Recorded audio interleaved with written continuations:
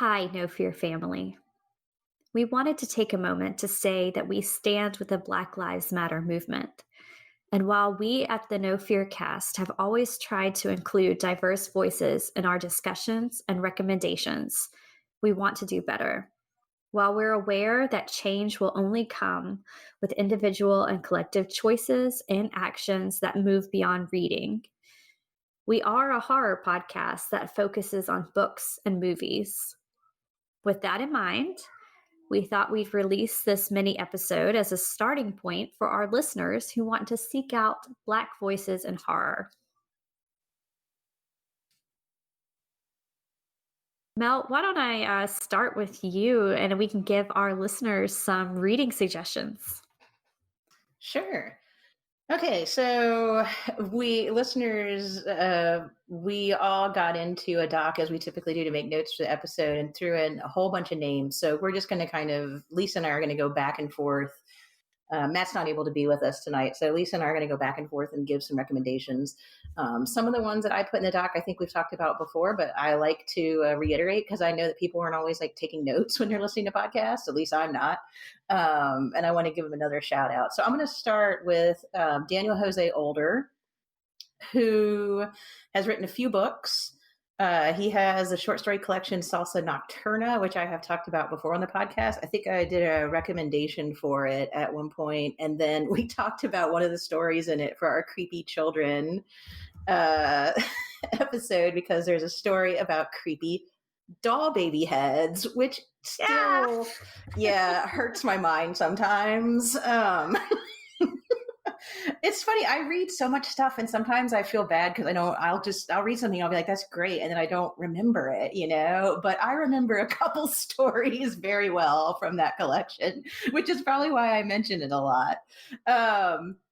He also has a series for young adults called the Shadow Shaper series. And I have the first one on my Kindle, and it's one of those things where it's like my TBR pile is too big and I just haven't gotten to it, but I have heard great reviews of it. And if you read Salsa Nocturna and you like the occult detective character that's in it, that guy also has his own series, the Bone Street Rumba series. And I love that character. And then I guess it was last year or the year before, Older did a Star Wars book, The Last Shot, which is a Han Solo and Lando Calrissian book. And I bought it when it came out and then got caught up with teaching and whatever and didn't get to it. So I made a little pile of fun reading for myself to try to get through the summer, especially with everything that's going on. And I'm about halfway through Last Shot and I'm enjoying it so far. So that's my first pick that I'm throwing out. Lisa, what do you have? Well, my first pick is Victor LaValle. I will always be an enormous fan of him, of his work. He does a lot of Lovecraftian and kind of cosmic horror. So if that is your thing, I would suggest the novella, The Ballad of Black Tom. It's a very quick and easy read because it is a novella, but it's very, very good. He also has a novel called The Changeling, which I also recommend. And then not a lot of people I know about this, but he also has a graphic novel out called Destroyer. And it is kind of a modern update on the Frankenstein story. So it takes all the elements that you recognize from the Frankenstein story, except it gives it to a main character, a Black woman who is a scientist, and she's also a mother. And it's just a really great, I think, update and twist on the tale. And I am always excited to find a new graphic novel that I love. So I was really excited to find that and read it. And the art is really great too. So Victor LaValle is my first suggestion. I'm going to toss it back to you, Mel, see what you got for me. Sure. All right. I think next I'm going to go to Nalo Hopkinson, who has been writing for a while. I'm not sure exactly when her first work came out, but she is probably best known for Brown Girl in the Ring, which is kind of a post-apocalyptic tale about a girl living in post-apocalyptic Canada, I believe. It's been a while for me on that one. But last year, I read her short story collection, Falling in Love with Hominids. And I very much enjoyed it. There's a great werewolf story. There's a great creepy child story in there, which I don't think I mentioned when we talked about creepy children. Um, she takes, I cannot remember the fantasy series she takes written by another author, and like she takes a stab at writing an installment in the world, which is, I didn't know anything about that fantasy author's work, but it was fun to read her take. So yeah, I definitely recommend Nalo Hopkinson. I haven't read all of her stuff. I imagine it is great. What I have read of her, I very much enjoyed. All right. Well, with that in mind, I am going to recommend Jewel Gomez. And her, I guess it's a novel, but it's also kind of a collection of short stories, but they're all related into one like larger story. So I'm going to go with the word novel. It's the Gilda stories. And that is about well, I mean, basically, it's a queer vampire book, but it follows the vampire um, Gilda throughout time and across the United States. And it's fabulous. And it's a really good update on the vampire tale. So if you like vampire novels and you have not checked out Jewel Gomez, then I highly suggest that you look into the Gilda stories. All right. I think Lisa probably knows where I'm going to go next because I'm going to transition from Joel Gomez. And I have to say, Lisa, I was surprised when I jumped in the dock this afternoon and you had not put this name down already.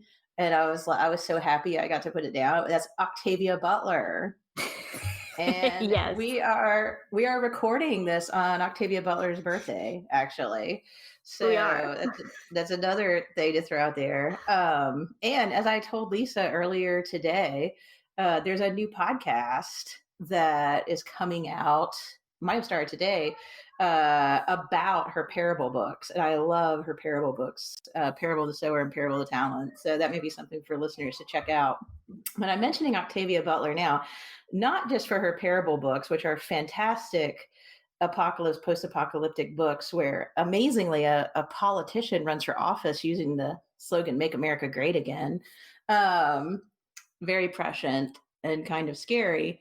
She also did, amongst all her other amazing books, like Kindred and some of her books about kind of like alien invasions or alien human hybrids, she did a book called Fledgling. It was the last book she wrote before she passed away, I believe, or the last book she published before she passed away. And it is an kind of an alien vampire, I guess you would say, story. And if you haven't read Octavia Butler at all, I might suggest you start with like Kindred or the Parable books. But Fledgling is great. I just feel like since it was her last book and it's so different in a way, going into the vampire thing, that might be better to ground yourself in some other Butler before you get there with like maybe her story Bella Child or Kindred in particular. But Fledgling is great. And just a quick shout out, Lisa and I do the Monster She Wrote podcast, and we've actually done episodes on the Gilda stories and Fledgling. I think those both were in April of this year. So if listeners read those and they're interested in hearing a little bit of discussion about them, they can always check that out as well. I'm going to throw it back to you, Lisa. Well, since you brought up Octavia Butler, who is a favorite of ours, and Octavia Butler is one of those people who I think blends science fiction and horror really well. Because you mentioned her novel Fledgling, which even though it is very much a vampire type of novel, it is still it's the most science fictiony vampire book I've read. So with that in mind, I am going to recommend Tade Thompson, because he is a writer who is getting a lot of praise lately for kind of being able to blend the science fiction genre with elements of horror. And his book Rosewater in particular, which is the first in his Wormwood trilogy, is just getting all sorts of buzz and being nominated and winning awards. So I'm going to throw that out there. Tade Thompson's Rosewater, especially if you like science fiction and horror when it kind of mingles together. So that's going to be my next recommendation. Cool. I'm going to have to check that out. Okay, my next one that I had here is Nnetti Okorafor. I believe I talked about her book Akata Witch on one of our recommendation episodes, maybe last year. I really enjoyed Akata Witch. I want to continue with the Akata series. There's at least one more book, I think maybe two at this point. She also did the Benti trilogy, which is very popular, and she did the novel Who Fears Death, which I'm pretty sure is still in production to ultimately be a television show um, in the next year or so. Though with COVID-19, I don't know, things might be getting delayed at this point. Um, but I definitely recommend Nnetti Okorafor. I really enjoyed Akata Witch. It was kind of like, I don't know, it was really cool. It had like, I think if you like witch stories, obviously, or sorcery or magic, or even maybe like Harry Potter, it's like Harry Potter, but much more. It's focused, on a girl living in Nigeria. So you have the magic, but she takes the idea of the magical story, the magical child, in really cool direction. So that might be something that scratch that fantasy magic itch that some readers have. I'll have to check that one out too. Well, my next one is going to be, I'm just smiling even thinking about this author because she's an absolute favorite of mine, and that's Tananarive Due. Yeah, Um, you totally stole her name from me. I know I had to get it out before you did, so I'm very happy that I get to. um, Her novel, The Good House, is one of my favorites. I love it so much. And Mel, I know you're a big fan of her collection, Ghost Summer. Um, but I think um, if you like a good haunted house novel, if you like stories about families, especially as they kind of band together to fight an outside force, if you like, I don't know if we call it like ghosts or possessions or all kinds of almost witchcrafty stuff. The Good House, just it's so good. It's so good. So I'm gonna throw her name out there because anything she touches is wonderful. So to Tananarive Due. Yeah, I love The Good House and Ghost Summer, but I read Ghost Summer first, and it has kind of a special place in my heart. I also want to read her nonfiction book, her memoir about her mother's participation in the civil rights movement. At some point, I am going to get to that. Let me see here. Okay, this is a book I actually just finished like in the last week or so. So I had heard about this book, I believe, on one of the Book Riot podcasts some point last year. It's River Solomon's The Deep, and it is a novella. I believe, let's see.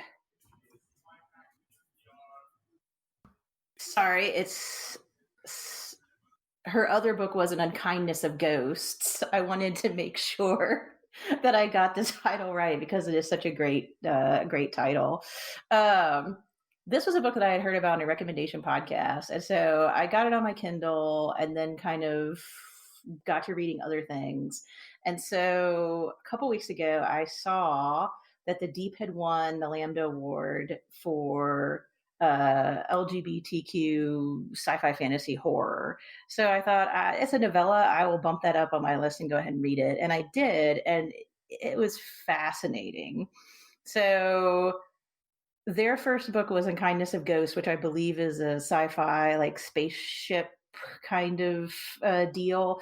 The Deep, on the other hand, is their kind of mermaid tale, I guess you would say. So this is an Afro-futurist kind of myth or story of the idea that the women on the Middle Passage who were pregnant and thrown overboard off the ships would give birth underwater, and because the child would be in the amniotic fluid when they would come out in the ocean, they would be able to breathe. So they become like, mermaid is not quite the right word, but they become kind of underwater creatures, or like hybrid with humans. And they create this whole culture. And so There was this techno pop group who several years ago created this idea in their music. So this one particular album, I believe their name is pronounced Dressia, and that's the name of the underwater society in their minds. And they had an album called The Quest that talked about it. So I ended up listening to that after I finished The Deep because I wanted to get that take. And then the hip hop group Clipping, that's headed up by I believe is headed up by, let me look this up just to make absolutely sure.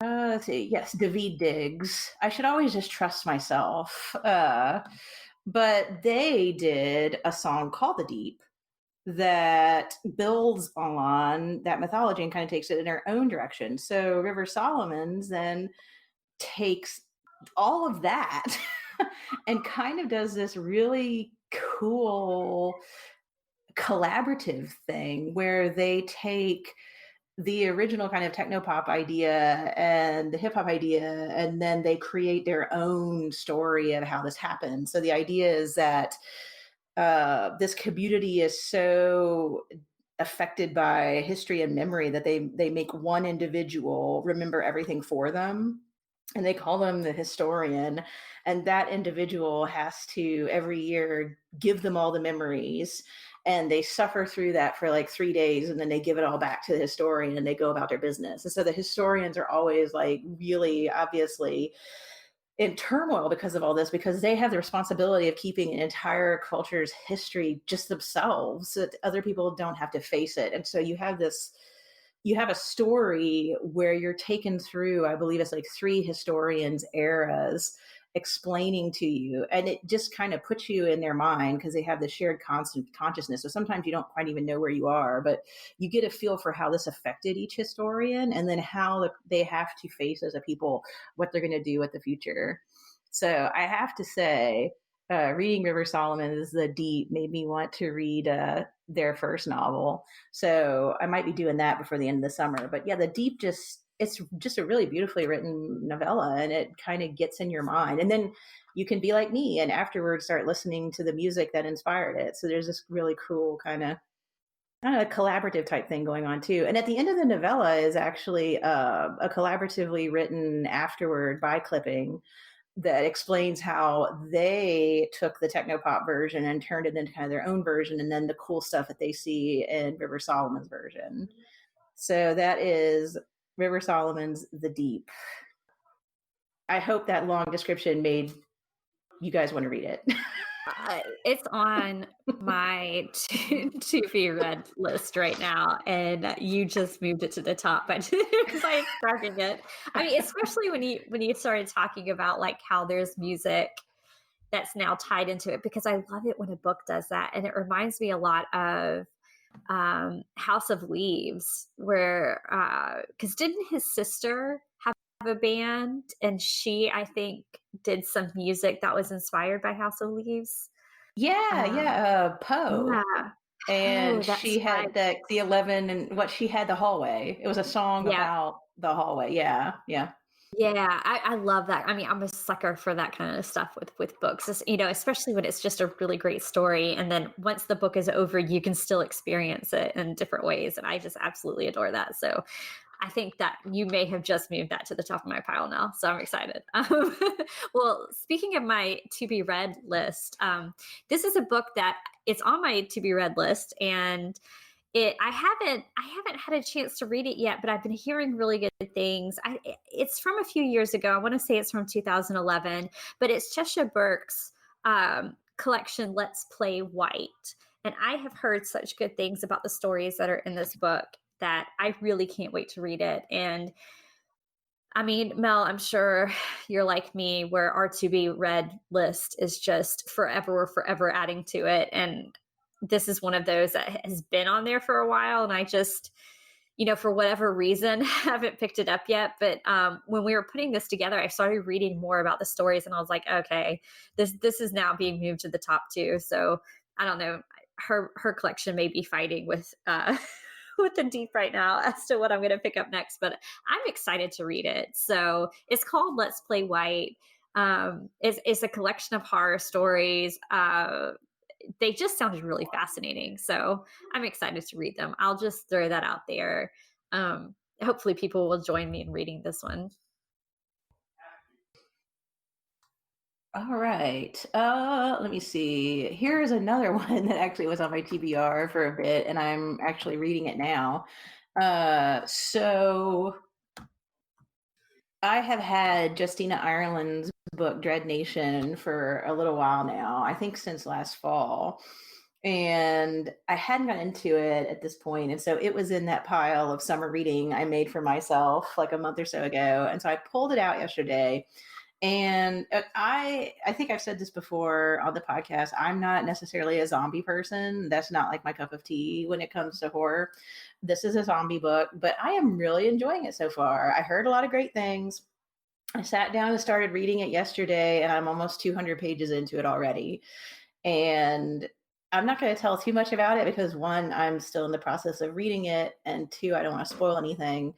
But you kind of learn the history as you go. But from what I can tell so far, because I didn't want to spoil it too much for myself before I started reading it, you're following this character she was born in Kentucky, and this is post what it's alternate history. So what we think of as a civil war ended when dead people started getting up off the battlefield and killing everybody, like all the soldiers, and then running around killing everybody else.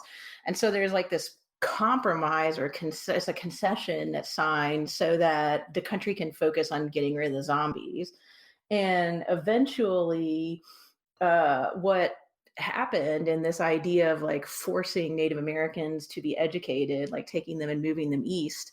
So far in the book, Ireland has this almost like it's called the re-education program. And so ex-slaves, once they reach a certain age, I think it's like 12 or 13, and Native Americans are taken from their families and they're sent to these combat schools and they're taught how to fight the risen dead, and then they become like bodyguards. So basically they're creating like a whole new caste system. So it's post Civil War, but you have specific places that people of color have to occupy as bodyguards or whatever. And so you have this really interesting take on not necessarily like, what would have happened if there had been zombies per se, but like different versions of, I guess, the end of the Civil War and into Reconstruction. And so far, I'm really enjoying this take and the way it's written. So each chapter begins with a passage from a letter. And so you really get a feel for the letter, shows you what the character is trying to tell her family back home, a family she doesn't even know if they still exist because of the zombie problem. You find out more about that later, but and then the chapter itself is her actual thoughts about what's going on. So you see the way she presents them and what she really sees, how she's seeing through the system, and she's seeing the horror of it, not necessarily the zombies, but the horror of what people are doing to other people, basically, and then how that has maybe changed because the war had to end because they're zombies, but it's still continuing in a lot of ways. So I'm looking forward to finishing it up in the next couple of days. And I believe it's the beginning of a series now. I think there's another book in the series. So if I finish this one, I may dip into that one as well.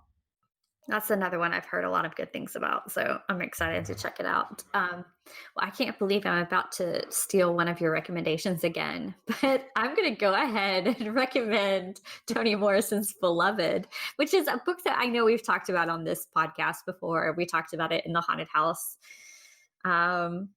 series. I think we talked about To Honor Eve Dude too when we did that one. But for our listeners who don't know, Mel's academic research deals a lot with Toni Morrison. In fact, she's got an entire book on Toni Morrison's work. So I really am scooping her on this one. I yelled when I saw it on your list.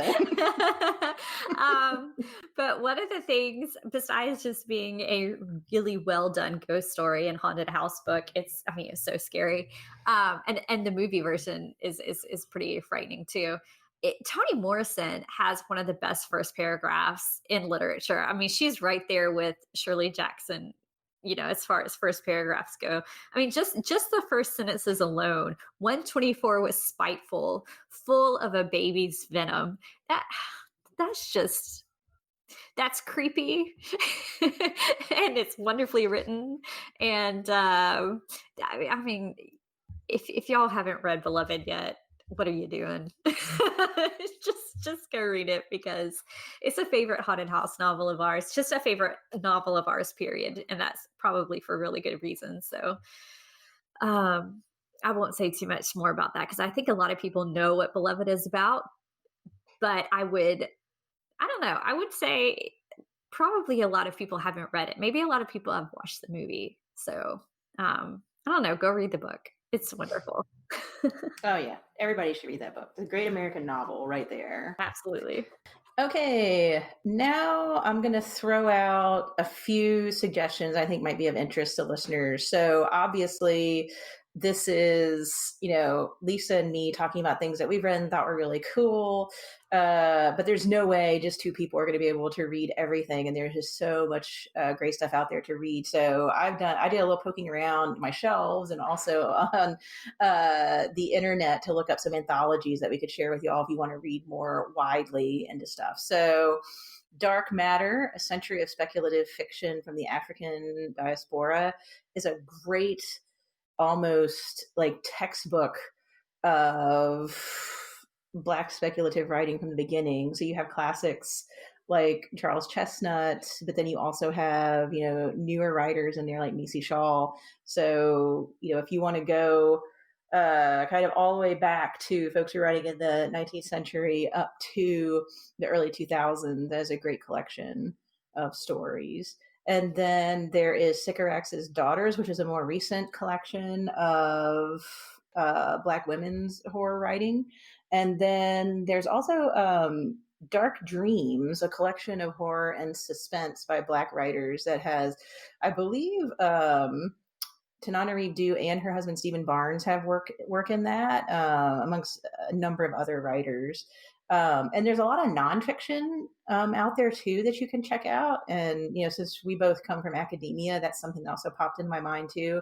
I know people are mainly looking for fiction, but I thought I'd throw one nonfiction in, and that is the it's a completely separate book, but at the time that Sycorax's Daughters came out, there was also the nonfiction book by Kenitra D. Brooks, Searching for Sycorax, Black Women's Hauntings of Contemporary Horror. And is a really interesting book on horror by Black women writers and how it has added to, reacted to contemporary horror. It's a really interesting book and talks a lot about the writers that we've mentioned here and others. So that's another, if you're interested in nonfiction and kind of seeing the background to this movement or this group of writers, it'll also give you more folks to read too.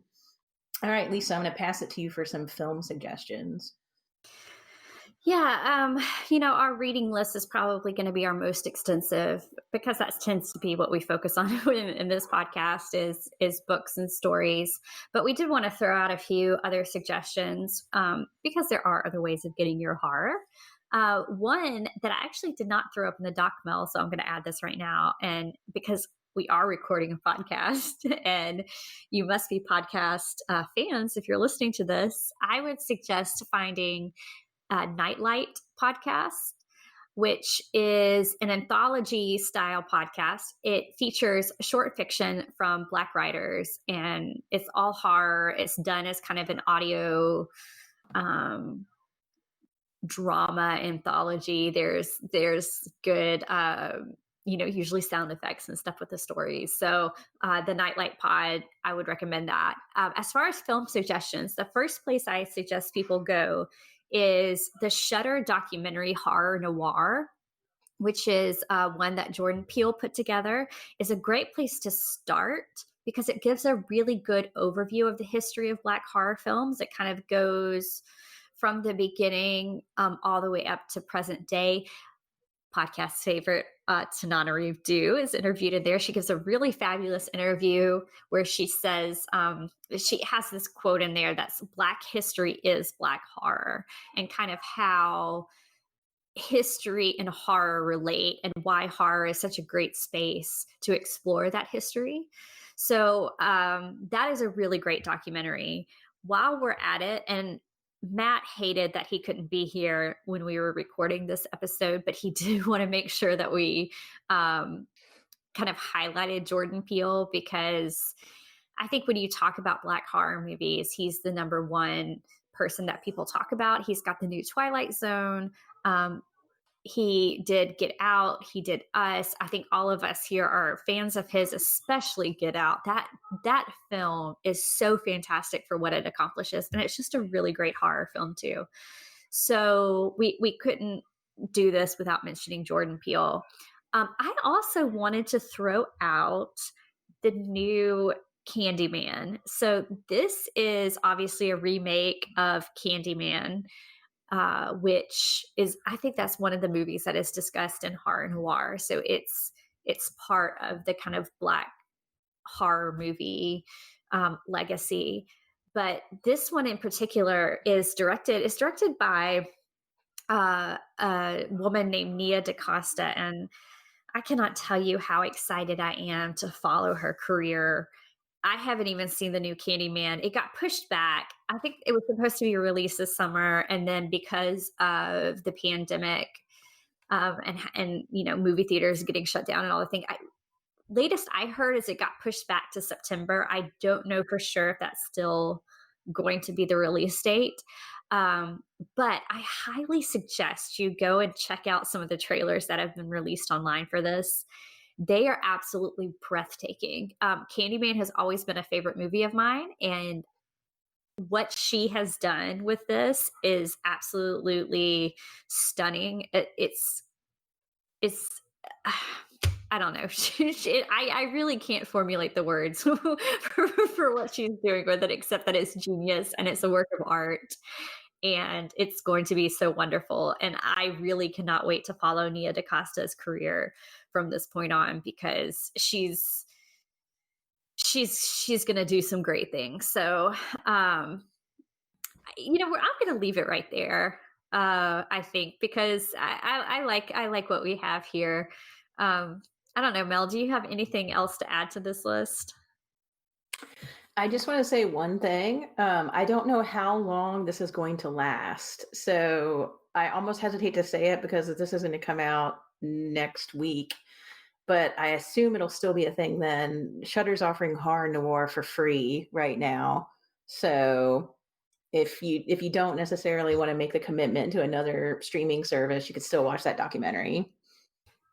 It's worth searching out, absolutely, because if that's something you're wanting to add in more to, add more black horror films to your watching, um, then that's something I feel like that you need to watch, because and it's just great. I mean, I've already said Tanana Reeves in it, so I will watch anything that she does. But yeah, I guess that's it. We hope that this little kind of mini episode inspires you to go seek out more black voices in horror. I think fiction and movies, they aren't necessarily going to solve the world's problems. They're not necessarily going to save humanity. But one of the things that I think fiction in particular, and films and TV, I think one of the things that it's really good at doing is helping us see from different points of view, and helping us um, experience the world in a different way, and thinking about not just the world in a different way, but thinking about history in a different way, and thinking about it just changes your perspective. And that's what good art is intended to do. It's intended to challenge us in new ways. And I don't know. I think this is just, what we were hoping to do with this episode is just give you a starting place if this is something that interests you, and giving it a space for us to talk about it a little bit more. So I hope it's helpful. If it is, we'd love to hear from you guys. We are across social media, so feel free to come and find us. We're at No Fear Cast on most of the social media. So just come and find us. And if there's a favorite of yours that we did not include, please let us know. And yeah, just I think go and seek out some of these Black voices. I think if you're a horror fan, you will not regret it. Thanks for listening, guys.